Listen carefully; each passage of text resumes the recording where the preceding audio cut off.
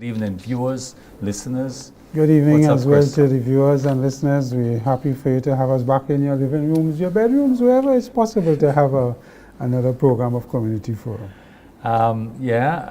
Chris, we have an interesting program this evening. Of course, we have our chit-chat, as you call it, but later on we have Ruggles Ferguson KC, King's Counsel, and we're going to look at possibilities of improving the judiciary and other constitutional and legal matters. I think we're going to have a very interesting conversation with this very legal mind. So we'll take a short break from our viewers. Stay with us. We'll be right back. Community Forum comes to you in association with the Grenada Development Bank.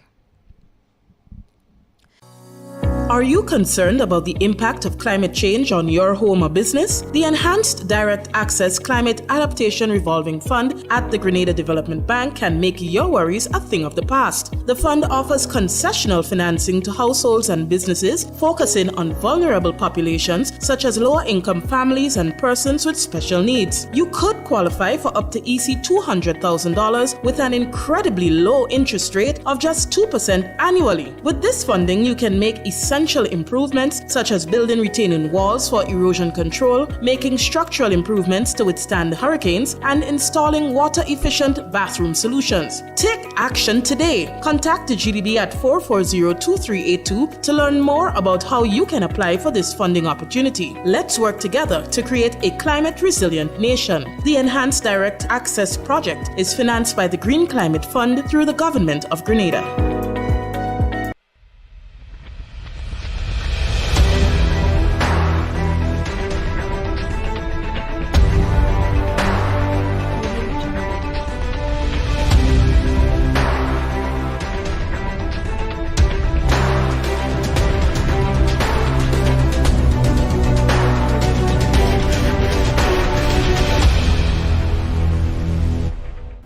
Welcome back, viewers. Chris, another week. A lot's been happening. I want to start off with COVID-19. There's a new variant. The government, in fact, put out a release on this emerging, I'm not going to call it a crisis. It's not a crisis. It appears still under management, but the message to the public is caution. Take precaution. What's your take on what's happening? I think is appropriate for them to put it out now. The variant is making a lot of waves in other countries. We have a lot of visitors expected for our 50th anniversary celebration of independence. So it is wise to remind Grenadians that, when you're going in heavily dense, crowded areas, wear your mask, protect yourself, stay some distance, wash your hands, all the things we used to do during the COVID-19 crisis. When we had it. So that way it will help reduce, incidents and the load that may come on the hospital services. This particular variant, based on my research, says that it quickly gets to the stage where you can get pneumonia.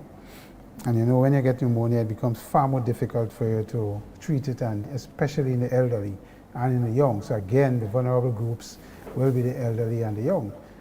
So we need to just be careful of that. I think they really spoke about when you're going to visit, the elderly homes and so on, make sure you mask up and wash your hands and all of that, so that you can protect them from that. Particularly the people with, as I said, with underlying illnesses or issues should be particularly careful. Yeah, that's correct. And I don't think, there is a booster shot, I'm told, that you can take. Those of us who have had the vaccine and had our boost, there is one, but I don't think it's available yet in Grenada. I'm not sure what is the cost. So that is something that could be looked at and explored, because it's something that we need to make sure people are protected. We're small, and we can't take a run on the system, the health system. So we need to be careful. That's the point. Careful. It's there, it's present, it's in Ireland, and caution. The National Insurance Scheme recently, Chris, would have reduce the pre-retirement age. Is that correct? There are new standards now. They increased the pre-retirement age because previously you retired at 60. Now retirement. Early retirement Early was at 55. 55. Even okay. though we could have gotten our benefits at 60. 60. Now with the new laws and regulations that came into effect on the 1st of January of this year, the early retirement age have now moved to 60. And you didn't hear much talk about that from NIS. So it's a little surprising to now find out. And to me, my contention with it is that if you say a person at 58 and you want to take early retirement, because for various reasons, whatever the reasons are, health or otherwise, NIS is now telling you, if you want to go at 58, fine, but we can't give you no money between 58 and 60. And I think that is a bit harsh, because you would think that if you moved it from 55 and you move it to 60, that is 5 years. Somebody wants to go at 58, probably could have offered, listen, we could give you something with a reduced amount. And when you reach 60, you'll get your full amount. Right, But saying zero, I think people who had intentions of going early, is a big dent in their plans. And the question, were there any discussions, consultation, dialogue? They are doing consultations still, but I don't think this has come up in wide consultation. Particularly the issue of early retirement. Yes, and I think that is something, and I don't believe, I mean, I could be wrong, I can't see how early retirement and the funds to give somebody for it could be that detrimental to the success or survival of NIS. So I think, it is something that probably we could look at or relook, but because it's going to cost businesses as well. If you have an employee that wants to go at, say, 57 or 58 because of, say, health reasons, that employee now cannot go, because if they go home, what they getting from NIS? It'll be zero. But the business now will have to see how they could keep that employee even though they have health issues. Because there'll be no income. That's right. From a pension point of view. From a pension point of view. For that person. So I think it's something that we need further discussions on. Further discussions on, reasonable. Chris, gun violence. The police were on, I think there were raids in the St. George's area yesterday, day before. Gunshots, numerous gunshots around the place. It's like a Wild West. It's what's going on? Yeah, it's a little bit troubling. Yeah. I mean, I know our police does excellent work, and I know they announced that they may have made arrests and so on. But I think the real issue is the propensity of arms and ammunition out there. Illegal. Yeah. And the incident with the Yachty is an example of probably one of the sources where we see a lot of arms coming in under the radar, and ammunition as well. And yes, they plugged that hole, but it could be a tiny hole, because years ago it have always been alleged that a lot of weaponry and guns come through the yachting industry and so on. So I think the police needs to tighten. I know the Prime Minister announced that they're going to tighten the laws and the penalties for illegal firearms and ammunition. So that is probably coming. But in the interim, the police needs to. But is the problem? It problem relates to illegal firearms and ammunition, not registered and licensed firearms. It would appear. Yeah, that doesn't mean you don't hear licensed people firing and shooting up the place, because it's illegal to do that and you can get arrested. That's correct. So I mean, at the end of the day, but I want to say this, Brian, that the police cannot operate in isolation. A lot of us know of guys who have these illegal things. We need to help the police. The police cannot do their work without the help of the community. It is all of us in it, because you may be somewhere innocently and these guys firing indiscriminately and you get shot. So it will affect all of us. Chris, something I observed in every corner store, supermarkets, corner stores in the villages, you can purchase cigarette paper. These are paper you roll cigarette tobacco in. But none of these shops sell tobacco, and they all report to a vibrant and significant sale of cigarette paper, rolling paper. Everywhere, supermarkets, corner shops. So what do you think these papers are used for? What we used to call wrappers. Wrappers, exactly. In the days when... So I wondered that. I thought about that, and I said, this is strange, because I asked, there's a shop in Cherry Hill, and I was there today, and I asked, I said, you selling wrappers? You selling tobacco also? Or cigarette? She says, no. But Well, we even had a guess. We know where that is. I we don't where know, that Chris. is I going. asked you mean, the question. Yeah, well, we know where it's going. I mean, there's a preponderance of marijuana in the market, and they talk about, legalizing and Yeah, so on, and decriminalizing it to Yeah. a certain degree is something that. So is rappers out there. it's not an illegal No, item. not as far as I'm aware. Okay, all right, fine. I just wanted to know. It coming through customs, and customs are allowing it to come. Chris, the NNP, of course, were in the news. The leader of the opposition, Dr. Mitchell, was on television on Monday night in national NHI, that is Beyond the Headlines. And it was interesting. I mean, there were conversation on the convention, there were conversation on leadership. But my take home was like this. Firstly, that I don't think Dr. Mitchell is going anywhere. It don't appear so to me from the conversation. I mean, all the indicators are he's there. He's not going anywhere. Secondly, I don't think there's any rush in any convention. I don't see, although the chairman last week again, it made headline news, stated that the executive will be meeting at the end of the month to make a decision on the convention, which is likely to be within 6 months. But listen to the leader of the opposition, Dr. Mitchell, there was no such conversation. Agreement that will take place. No, that's not. What he's saying is, look, party is not organized, we need to organize, we need to, a lot of things must come before. Yeah, What's but your take? I think part of that is the other side of the coin, which is if you don't have a convention and have a offering on who the new leader will be or putting up new leaders, how can the party coalesce around this new leader? Because Dr. Mitchell is right, his party has a lot of work to do for candidates in the various constituencies. These people need to come forward, they need to come forward as early as can be so people can get to understand who they are, what they are about, and so on. And the leader, who the leader is, if it's him or somebody new based on the convention. So it is important that that is done as early as possible. I would have thought that, this convention could be held by between now and March. Because quite frankly, Byron, the longer the NNP wait to call it or to appoint a new leader, I think it's going to work in a disfavor. Yeah, because one guest we had here, I don't recall who it was, said his position was, and I think he's a member of the NNP, says that the state of the party should not be a factor for the convention. The convention is a constitutional matter, it's annual, it's over 2 years now it hasn't been called, it should be called. Maybe the convention will then fix the party. The new leadership and all that will organize. Anyway, but it's interesting this conversation goes on. South Africa took Israel to the International Court of Justice. I listened to the argument, the presentations by both South Africa's lawyers and the defense, the counsel for Israel. And for me, I mean, this is a question we're going to put to our to counsel when he joins us later. But clearly, in my opinion, as a layman, I think South Africa put forward a very clear case of genocide. You're biased too, eh? Of genocide. Yes, I'm biased here because I've been following the news for the past 100 days and I've been seeing the. Look, Chris, I mean, this is the UN. They have said that every single person in Gaza is hungry.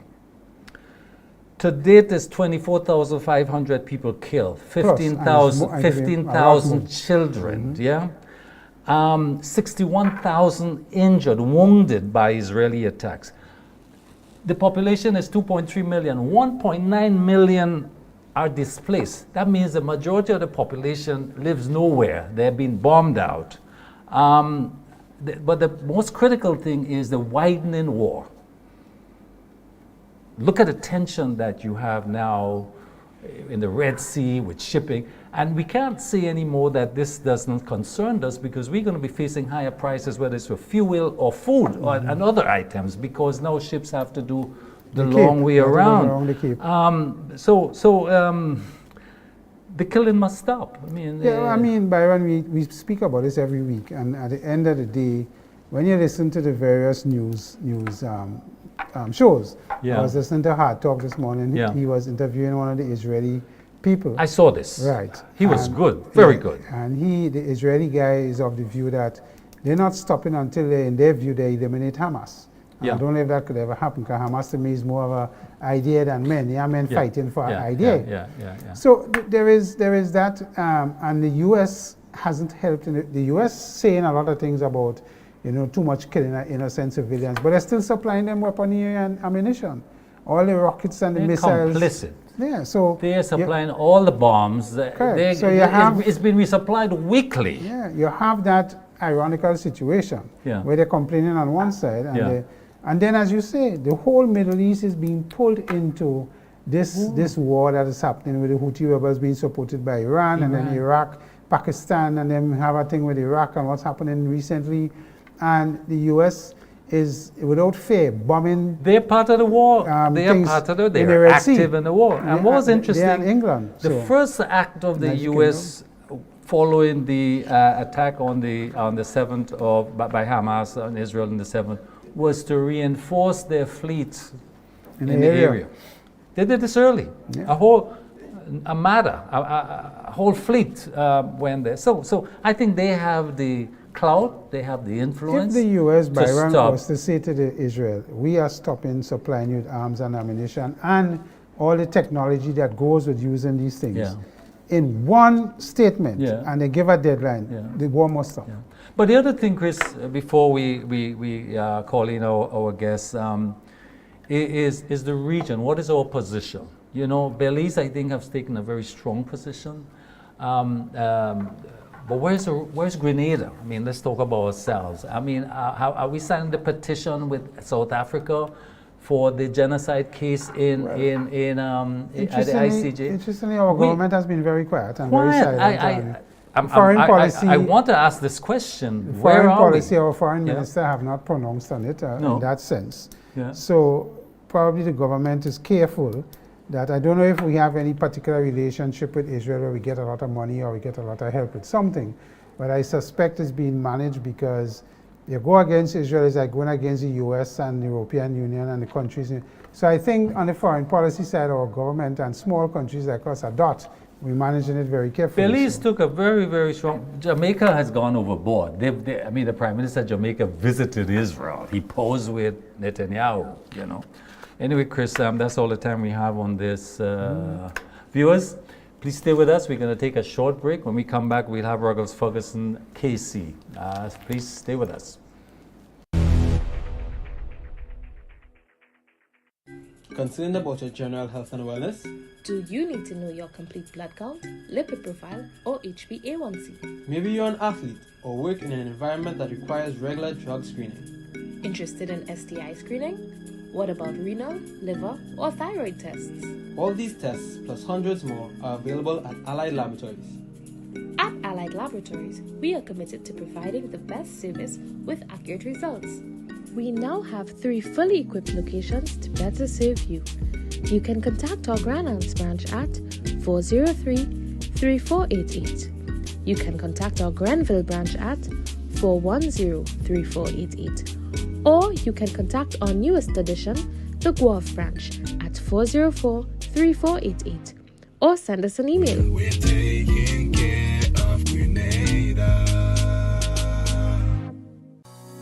Are you concerned about the impact of climate change on your home or business? The Enhanced Direct Access Climate Adaptation Revolving Fund at the Grenada Development Bank can make your worries a thing of the past. The fund offers concessional financing to households and businesses, focusing on vulnerable populations such as lower-income families and persons with special needs. You could qualify for up to EC $200,000 with an incredibly low interest rate of just 2% annually. With this funding, you can make essential improvements such as building retaining walls for erosion control, making structural improvements to withstand hurricanes, and installing water-efficient bathroom solutions. Take action today. Contact the GDB at 440-2382 to learn more about how you can apply for this funding opportunity. Let's work together to create a climate-resilient nation. The Enhanced Direct Access Project is financed by the Green Climate Fund through the Government of Grenada.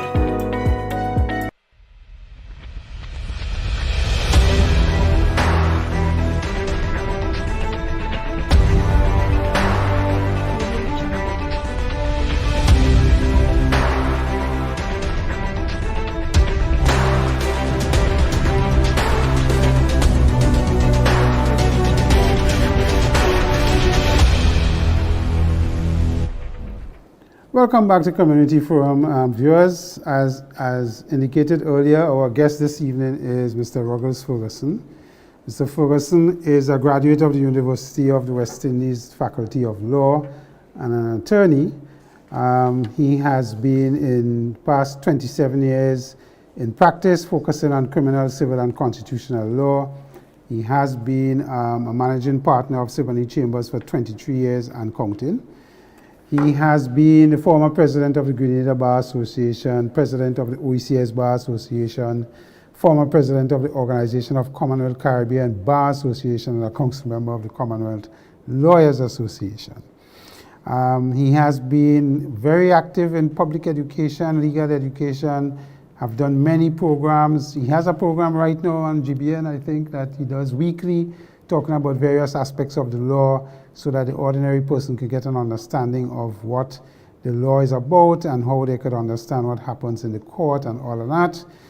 Mr. Ferguson has been he served on the Public Service Board of Appeal in Grenada for over 10 years, NTRC, legal education body for several years, and continues. He did a lot of work on the referendum when we had the referendum in November of 2016 and the Caribbean Court of Justice and the appellate jurisdiction. So he is appeared at all levels, including the Judicial Committee, and he is admitted to the bars of Grenada, St. Vincent and the Grenadines, St. Lucia, Dominica, Antigua and Barbuda, St. Kitts and Nevis, BVI, and the Republic of Trinidad and Tobago. Mr. Ferguson, good evening and welcome to our program, Community Forum. And I could go on more, viewers, but I think I'll leave it there. In other words, we have a guest who is well qualified, we think, to speak to us on some of the issues we want to put before him. And I want to start it off by talking about one of your colleagues recently announced publicly that he believed one of the issues affecting the courts and the fact that, particularly in the criminal side of the court, outside of civil, is that we should not dispense with juries, but reduce the use of juries to decide verdicts, whether it's innocent or guilty, and have judges rule on these matters now instead of a jury. And they cited various disadvantages and advantages. The jury pool sometimes is difficult to get, and when you get them, you question about how they interpret and understand certain things, and the legal aspects, of course, that is presented by the lawyers for both the claimants and the defendants. And the issue becomes, could it make the court more efficient in getting judgments out by using a judge versus a jury? Understanding, and I'm putting this in context, what happens to our judges when they do sit on a case and they also have very little technology to help them write up a judgment and produce it in a timely manner. Okay, well, thank you, Chris, and thank you, Byron, for inviting me to the program, and good evening, listeners and viewers. The issue of trial by a single judge is not a matter confined to Grenada alone. In fact, it's a discussion that is taking place throughout the Caribbean. And there are certain countries, including Antigua in the OECS, that started jury trials fairly recently. And it came out, the discussion was intensified during COVID, when there were all these restrictions, and the criminal court was basically at a standstill. Because whereas you can try civil matters virtually, and we had several civil matters taking place during the COVID period, criminal trials grinded to a halt. And the jury trials are for specific matters, not all matters. The criminal matters are divided into two broad categories. Summary matters that are tried and determined in the magistrate's court, where the magistrate is the judge of facts and law, and in the high court. But you have indictable matters, the most serious matters, that are to be determined in the high court before judge and jury. So historically, there have been jury trials, and the debate, there was very intense debate about jury trials, whether we should continue or not. My position on it is that you can have a combination, and the option should be for the accused, whether you wish to be tried by judge and jury or by judge alone. Judge alone, less logistical arrangements. In fact, we have been affected in Grenada because of the lack of facilities for jury trials. For example, I was involved in a trial that was in late 2022 for persons accused of murder. And just to select that jury, you had to do it in the stadium and then move the trial to Clico building. You couldn't do it in Clico building because it's too small. And all the courts are now housed in the Clico building. 2 civil courts, 2 criminal courts. But you can't select a jury in the Clico building because it's too small. So you have to go across to the Queen's Park, because it's done from a pool, a much larger pool, and you do the selection. So it is not about abandoning jury trials altogether, but using it as an option. You have an option, and I can tell you there were some concerns because people usually associate judges with, depending on the background of the judge, prosecutorial background, and so that you will find not guilty trials, many more guilty trials than you have if it's a judge alone trial. But the statistics over the last 2 years have proven otherwise. You have had several acquittals in judge-only trials. Well, let me ask you this, Ruggles. If there's the discussion for judge versus jury, and you intimated that picking a jury could be long, could be difficult, apart from the facilities issue, can that help increase the efficiency of dispensing justice? Because criminal matters will take precedence over civil matters because of the nature of the criminal matters. And then we have had a serious backlog in Grenada at civil matters. And because of what you just say, is it a situation where we need to look at it holistically? Because we will need to understand that justice, delayed is sometimes justice denied, as they say. And if you have civil matters as a matter of being delayed for a number of years, because in the courts now it takes you probably 5 to 10 years to get certain civil matters heard and so on, apart from mediation, which we could come to. But can this help improve the efficiency of the court in dispensing justice on both sides of the court, civil and criminal?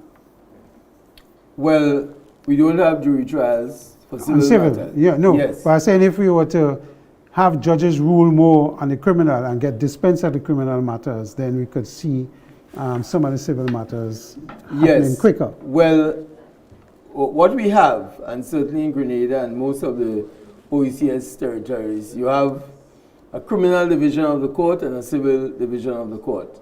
So we have 2 judges who focus on criminal matters. We had 2 up to February last year, and that one who retired in February last year was replaced in January. So effective January, he will be sitting from next week. And so we have 2 judges dedicated to criminal matters. And the other 2 judges are dedicated to civil matters. They don't do criminal matters at all. So, for example, with our present facilities, if you have judge-alone trials, it can proceed in the Clico building just like civil trials, because you don't have the issue of the jurors. Yeah. And if you have 2 accused, in fact, in the matter with the 4 accused, murder trial, it could not take place in the Clico building because it was too cramped right? You So have you the issue still of had to calling out move. witnesses and all of that. Well, and just the seating and consultation with the lawyers, the privacy and the jury, where the jurors had to sit and everything, it was difficult to do it.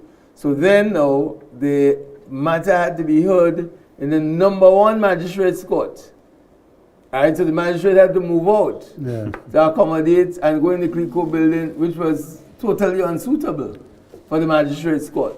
So really and truly, what all this points to is the need for proper physical facilities. We need, and that's where the issue of the halls of justice come in, and you have renewed discussion on that. But I think generally, you have people who are totally opposed to judge-alone trials. In fact, in the last opening of the lawyer, there was Tommy Astafan from Anguilla, King's Counsel from Anguilla, who expressed his total opposition to it. And he traced jury trials back to the whole concept of the Magna Carta in 1215. And so he's against it, and there are others who are against it. And my own personal position is that it certainly will help the backlog. You have no problem with it, but it should be an option of the accused. And we have two levels of the court. At the original level, you have at the appellate level, you have the Court of Appeal and the Privy Council. But at the local level, you have the Magistrates Court and the High Court. The Magistrates Court do over 90% of the matters, and there's no jury there. There's no jury. The magistrate is a judicial officer. And there's no complaint about how the magistrate, handles matters. So it's a similar issue. Magistrates handle serious drug matters. They can impose serious sentences, prison sentences, and they sit without a jury. So it's not that it's not without precedent that a judicial officer sits and determines matters of fact. Well, one last thing, Byron, before go ahead, Chris. One of the issues we have with our court, both on the civil side and the criminal side, is that the efficiency of getting judgments written by our judges or magistrates, and the issue is the time it takes. So if you want to, in the civil side, say you want to appeal a matter, you sometimes have to wait an inordinately long time, because the judges still have to do some of these things physically, take notes physically, writing and so on. The technology doesn't seem to have come to a point where we could facilitate quicker dispensing of justice by use of the technology. Even when we had to search titles, it's not digitized yet. We've been talking about that for years. It hasn't happened, just as the halls of justice.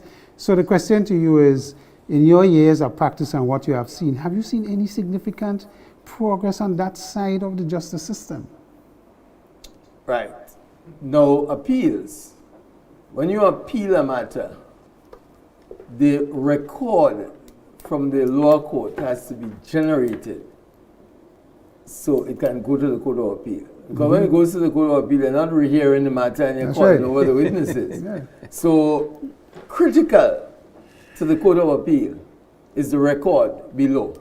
So you have the depositions from the magistrate's court, or transcripts, and at the level of the magistrate's court, what you have, and that has to improve, the magistrates to just write everything, right? Write everything. And it has improved at the level of the High Court, where judges don't write, the system is computerized. But the problem is... Do we have stenographers at the High Court? No, we hardly have stenographers here. And then you don't have the Department of Transcription, and the Chief Justice referred to it in the opening of the lawyer. It's a problem. It's a problem with transcripts. If you have a serious matter in which there are several witnesses, and you have just one or two people, it's just impossible for them to do it. So it has now the court can go back and listen to the tape. So it's running, live time. But then when the transcript is being done for the Court of Appeal, it's a physical transcript, right? And so you have to transcribe that, and you have one or two people there. It's just difficult. So you had the problem highlighted recently when somebody was released. Because they have appeal, they have a right to appeal, and every sitting of the Court of Appeal was the same story, no transcript. No transcript. Right, so that is important, and it remains a serious problem. Ironically, probably it's more efficient at the level of the magistrates' court in generating it, but the magistrates need to have a similar system in the magistrates' court where you can just you mark it as you go along. The witness says something of significance, and it is at between 10 and 20 minutes of running. You mark it, so they can mark it, go back and check it, and they make their own notes. You know, they make their own notes. But it's a problem. There has been some improvement, but you see, litigation is increasing. So it's relative to if you had just 1,000 matters 10 years ago, and then you have 10,000 matters now, and you have the same staff and the same system, right? The same system and the same space or even less to operate. Then you know you get the point. We have to move to digitization of these things where you can produce an electronic record for the Court of Appeal. Right? You can actually produce an electronic record. I mean, just searching titles is a problem. So that's the transformation we're looking for in the judicial system. Right. The halls of justice, that's a major constraint. You need that. The system. But you see, it's not again only that. I've commented on it over many years. Somebody, especially in the magistrates' court, you know, and even at the Clico building, you're supposed to have a really open court system, right? But the court is small, so you can't accommodate many people. So it's major right? constraints. But where are we with Grenada, with the halls of justice in terms of? I know there was some budgetary allocation, but do we have the land? Do you have the plans and the consultants? Do you have the? I mean, where is it? Yes, the halls of justice, that has been on the agenda for many years. I know Carrick's been announced. There's going to be one there in this budget. But yes, fairly well recently, and the AG announced it at the opening of the law year. Provisions for Carrick, and that is something that is welcome. Because again, a system Carrick used to be in town upstairs the police station. Right, that's the magistrate's court. That's the magistrate's court. Right, but the High Court sits in Grenada. That's right. And somebody leaves. I actually was involved in the first trial in Carrick more than about 15 years ago, because the High Court went up to Carrick, and it was a trial from Windward.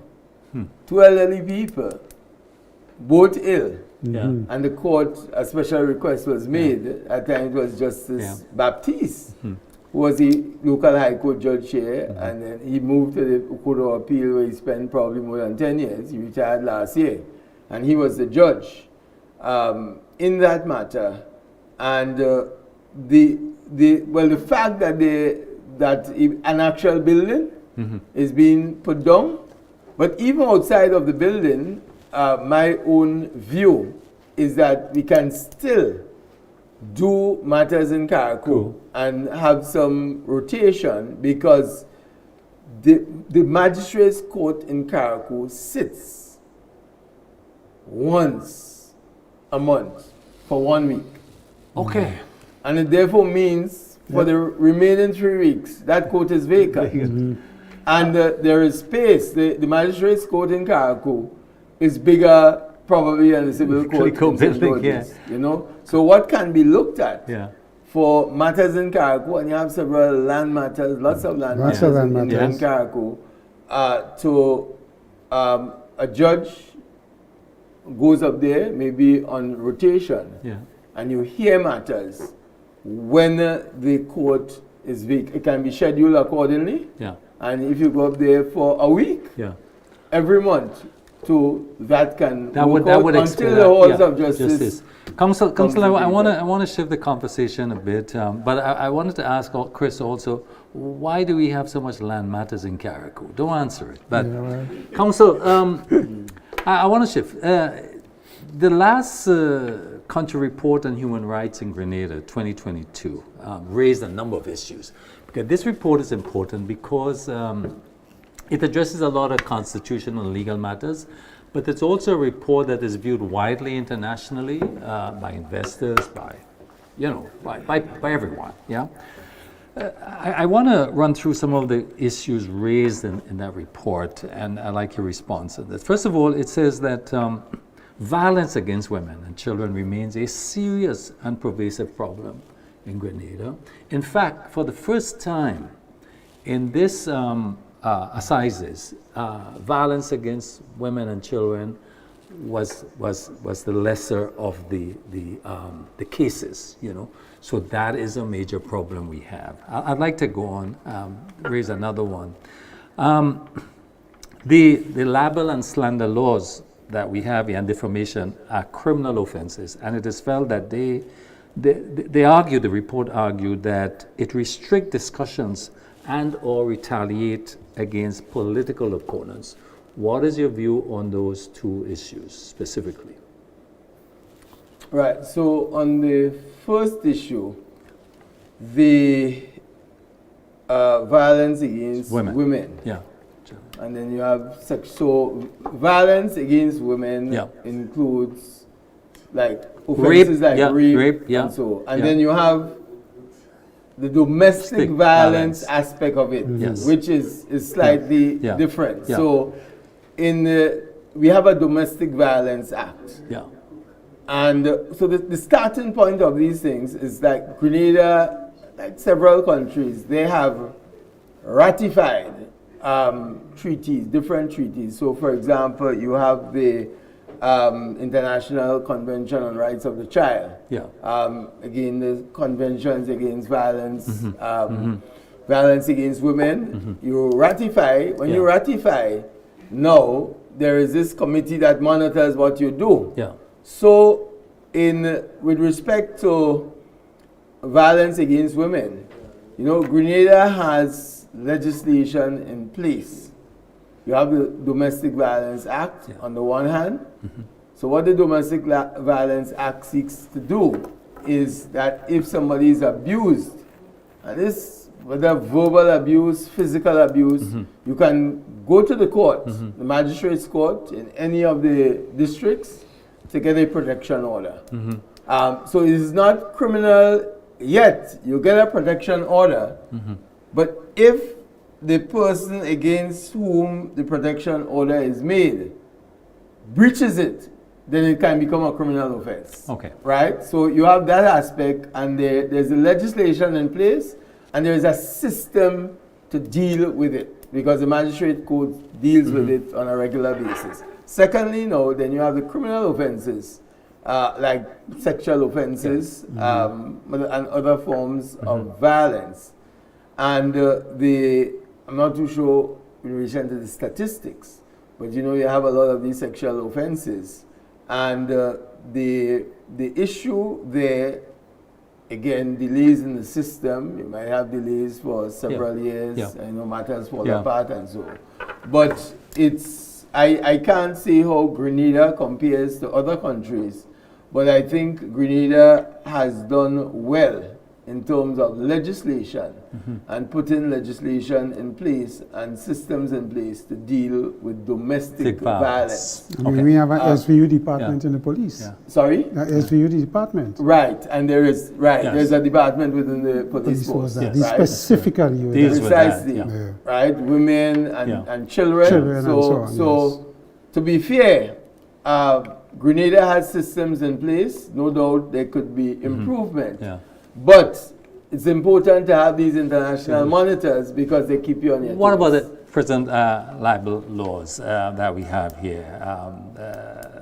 They can Wasn't this is you quoting on 2022 report? report, yes, Right. where it talks about that it's felt that these laws and defamation are criminal offenses, and it was felt in the report that they restrict discussions and or retaliate against political opponents. Right. What I can say Yeah, is that it's on the books, yeah. but it's hardly ever enforced. It's not in the enforced. last 50 years, probably Right. 2 or 3 people. But it's still were mentioned, charged. like this one, for example. It says our laws criminalizes consensual sex between men and provides penalties and up to 10 years of imprisonment. The government has not enforced the law, and it makes no provisions for sexual conduct between women of the same nature. Right. So why are these on our books? Right. So these fall the defamation, Yeah. libel and slander. Yeah. They fall in a different Yeah, category. of course. This one, yeah. you just raised Yeah. comes within the category of the buggery laws, Yeah. discrimination, Yeah. the issue of discrimination, and those laws, the buggery laws, have been challenged Yeah. throughout the region, Yeah. in Belize, in Jamaica, in Trinidad. Yeah. And in most Constitutionally, instances, and they have been constitutionally, shown to Yeah. be right, unconstitutional. and the courts have ruled that they are unconstitutional. Constitutional. And most likely, if based on precedent of higher courts, if it is challenged in Grenada, more likely than not, it will be held to be unconstitutional. An additional one that comes up is the sentence of flogging. Remain on our books. It gets mentioned every year in this report. Yes. Why is it in our books? Why is flogging there? It's a slave law going back to that time. Yes, As a well, legal counsel here, the fraternity take up these matters. I mean, like. Well, that one, coincidentally, as you mentioned it,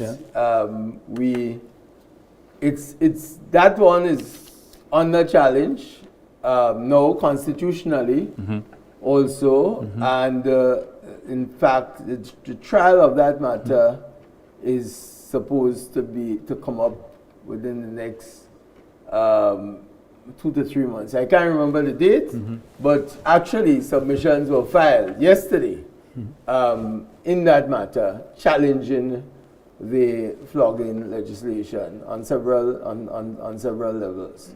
So we should have a ruling, hopefully sometime this year, on that matter. What is current now? In fact, in the last budget statement, the government announced that cannabis will be decriminalized within 3 months, within the first quarter, actually. What's involved? What are the implications from a legal point of view for the business of lawyers? Because this is quite a regular charges in the court system. But besides that, what do you see comes? What do you see significantly? What do you see actually? Cases will What's involved? What's that process like, though, for us? Yes, well, I mean, at that level, it's the issue of persons with small quantities, but it will cover that. Yeah. It just takes up a lot of time, logistics, And people. yes, to have, and it clogs the system. Too, of course, larger quantities, there will be specific limitations. But the idea, and that is not just, again, a move in Grenada, but it's a move throughout the region and wider internationally. That discussion, and of course, because of the nature of it, you will have different views. But the view now, I mean, 10 years ago, probably that would be unheard of. But now, more and more countries are looking at cannabis in a different way and as a possible resource for development in the future. And, medicine, for example, some people believe in it. I've read articles that people use it as teas and there was someone who, for example, had it planted and was using it as a herb, not smoking. But Well, recently the Prime was Minister arrested and charged. posed with a plant. I mean, it was all over. I mean, On social media. my take on these things is that if you don't lock up a man for carrying a large pack of cigarette in his pocket, which to me is more dangerous than a 2-3 spliff, depending on what age you smoke it or that and how you goes- use. For example, alcohol. Exactly. You know, Yeah. alcohol, Exactly. the Yeah. arguments The dangers that and the it's- damages of consumption of alcohol at the various levels that we consume, and Grenada have a reputation for being a country that consumes probably the most per capita Yes. in terms of alcohol. So I don't think there is much, in my view, this is my personal view, that the argument against decriminalization for a gentleman held with 2 or 3 spliff, not 5 pounds, with the intention to distribute. Commercial quantities. Right, you know, that's a different thing. Yes, Yeah. yes. So, So quite definitely. again, it won't clog up the system because the resources of the police, the resources of the courts, and then again what it causes, especially people who use it for religious purposes, is that constant confrontation. Yeah. Confrontation that can lead And to then violence, the record instability. somebody gets as a result of this, That's and the point. may damage their future for quite a while. That's So the point. I want to go back to the constitutional issues, Ruggles, and bring us back to the times of the referendum when we tried to get referendum, and I know you was very involved, I myself was involved, and the failure of that to not get any changes to our constitution, particularly the one of gaining access to the appellate division of the CCJ. Do you believe that we will see this happening anytime soon? Because it will appear to have been politicized to some degree, and a lot of people didn't understand what we were doing, and there were a lot of criticisms one way or the other. But things like the appellate court that we need to be part of, in my view, do you think we could take this in pieces and see, but I know it's going to be expensive, but what is your view on reform of our constitutional from the point of view of getting the system more efficient? Well, the CCJ as our final court is inevitable. The issue is when. Yeah. But this is inevitable. The court is there. The court has been functioning for the last 18 years. And the Privy Council don't want us. functioning effectively. Yes. And we are all members of the Caribbean Court of Justice. As I said, when you speak Caribbean Court of Justice, you speak 2 jurisdictions. That's right. The original jurisdiction that deals with treaty matters like freedom of movement, and we are all part of it. Yeah.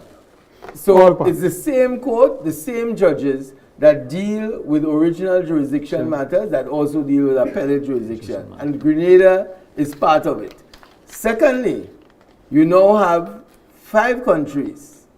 5 countries, Barbados, Guyana, Belize, Dominica, and now St. Lucia. Yeah. And who would have believed that St. Lucia and Dominica would become so quickly? But it's a process, Right? you see? That's the point. The The 66 issue with the Grenada 66 is a referendum. Referendum. 2/3. All these 5 countries never had a referendum. Correct. The constitutions do not require it. Right. So Britain they're did part this of to it. us. Why? Well, it's a part of the constitution, so it's difficult.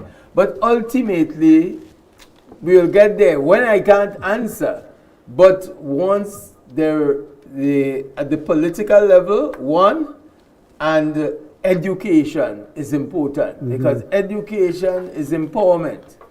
And we have been taught, whether directly or indirectly, to lack confidence in our own. Yeah. This would be Right? transformational. If before, when the magistrates courts was set up, Yeah. magistrates were supposed to reside in districts, in Yeah. their district. And you know why? Because they must understand the district. They Yes. must understand when they're ruling the kind Yeah. of society you're dealing with. Yeah. And the Right? implications of the ruling. Now, could you imagine if we in Grenada were the final court for China and having to determine, right, and looking at law? You have to live, and the Privy Council frequently refers to that. You know, we see it a particular way. It's amazing when you are in London, Yeah. the way they see it.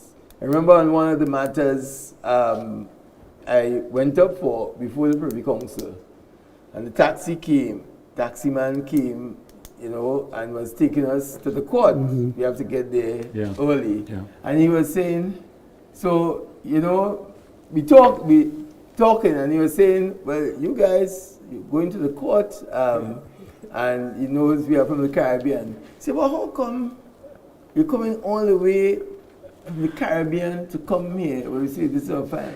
See, this, so why you all have to come? It's an embarrassment. It's an embarrassment. We have our own so while court. we are here, the folks in London, they can't come to grips with in the 21st century. Obviously. That we have to go to England and find out. Going to a colonial court. But set up in 1833. Yeah. Right? Just around the time of the abolition of slavery and all these things. And we have a court with competent people. But obviously it's education and it's part of the historic of our minds. So you need a political movement also to drive this. Right, but you need it and you need civil society. So we want to say to the government also, this is a transformational matter, Chris. Yes. Yeah, I want to touch on another thing is the discipline within your fraternity. And I noticed recently you have had a pretty active disciplinary committee dealing with lawyers who would have stepped outside of their remit. This wasn't the case before, and a lot of people used to complain, you can't take a lawyer to court, because a lawyer won't take another lawyer to court, and so forth. Do you see an improvement here in getting lawyers to behave in the professional ethical matter that they have signed on to?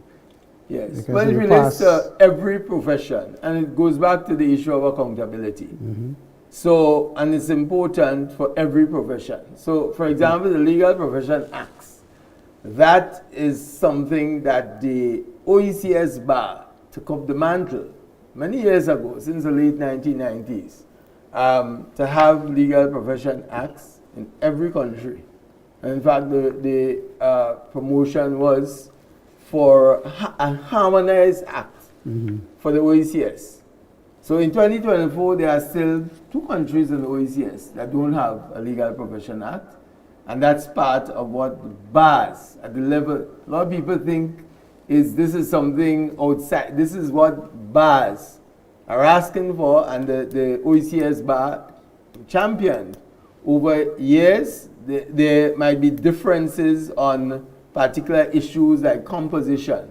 But it's important in any profession, to have that kind of accountability, because it makes you more professional too, right? It gives confidence. Precisely. The confidence. So and it's not every complaint is a justifiable complaint, but you know, people should have the liberty to be able to complain. You can't resolve the problem at the level of the lawyer. People should not feel that is injustice.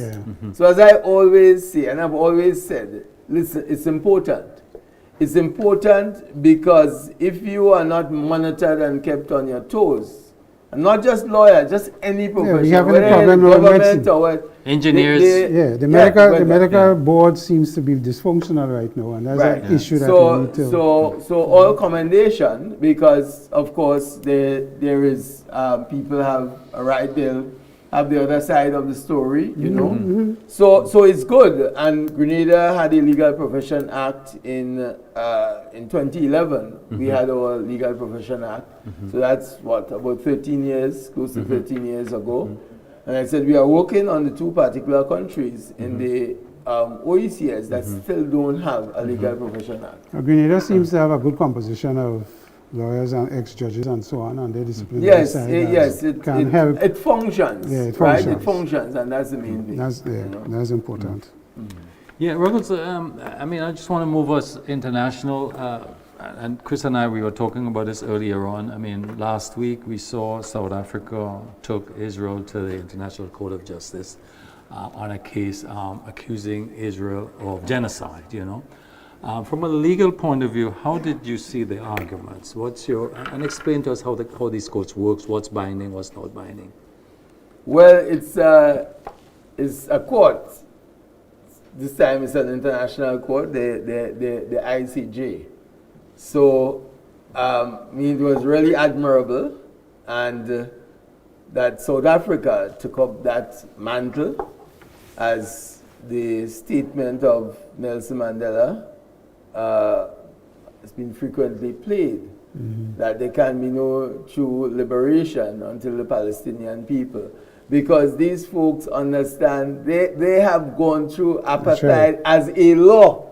You know, sometimes people feel that the system, you're saying apartheid, because you against people, or you feel as people of a different reason, right? But that was a law, right? That blacks, segregating blacks and whites, and even in the United States in the 1960s, that's where the whole Martin Luther King, right, and the civil rights movement. And now, I mean, it's really horrific and sickening. Yeah. What is happening in the world before our very eyes, as Prime Minister Mia Mottley, again, who you can depend on to speak our mind and to speak internationally.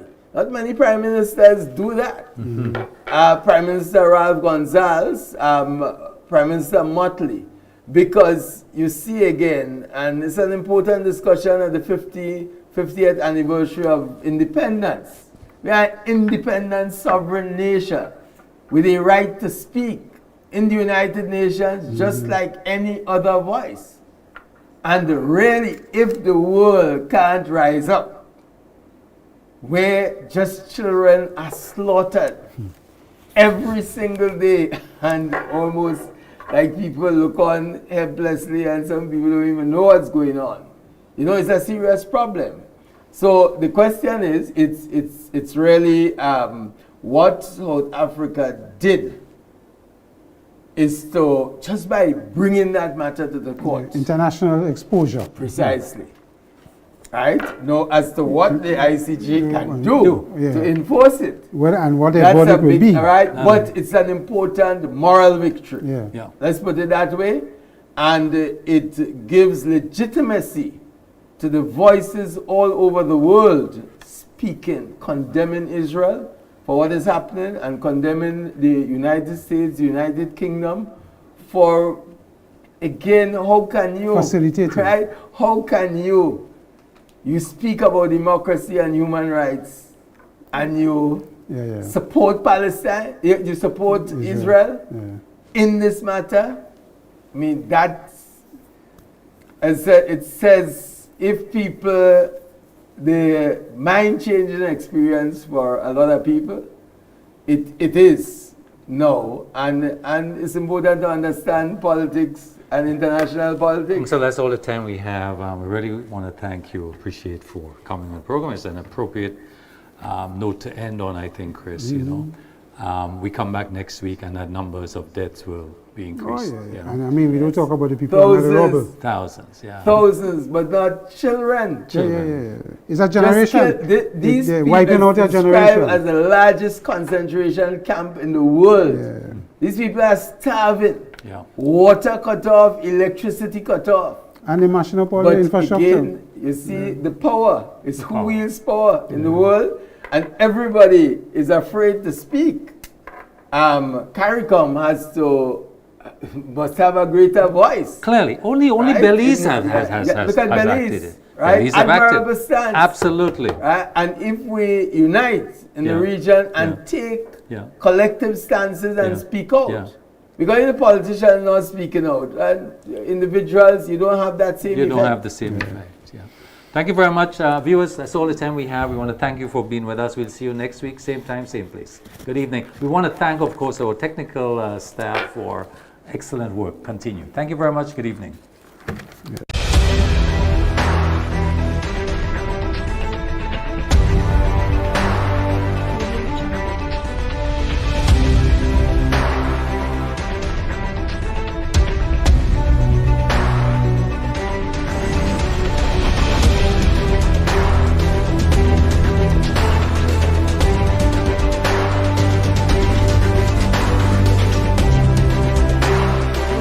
Community Forum came to you in association with the Grenada Development